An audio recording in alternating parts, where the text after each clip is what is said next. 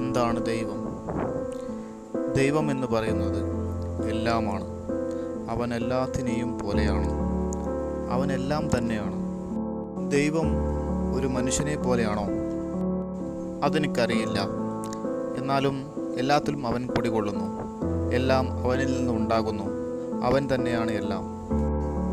താങ്കളുടെ മകനോട് ചോദിച്ച കാര്യങ്ങൾ എനിക്ക് ഭയങ്കര സങ്കടം തോന്നി. അവൻ പറയുന്നു ദൈവം എല്ലായിടത്തും ഉണ്ടെന്ന്.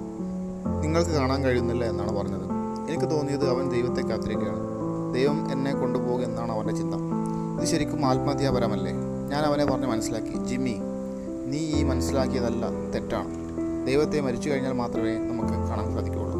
പക്ഷേ അവൻ അതൊന്നും ഗൗനിച്ചില്ല. അവൻ കാണാൻ സാധിക്കാത്ത ദൈവത്തെ വിശ്വസിക്കുന്നു. നോക്കൂ, നിങ്ങൾക്ക് ആർമിയിൽ ചേരാം, യുദ്ധത്തിൽ പങ്കെടുക്കാം, നിങ്ങൾക്ക് എഞ്ചിനീയർ ആവാം, ഡോക്ടർ ആവാം, എന്തു ചെയ്യാം. നിങ്ങൾക്ക് നിങ്ങളുടെ സ്വന്തം കാറിൽ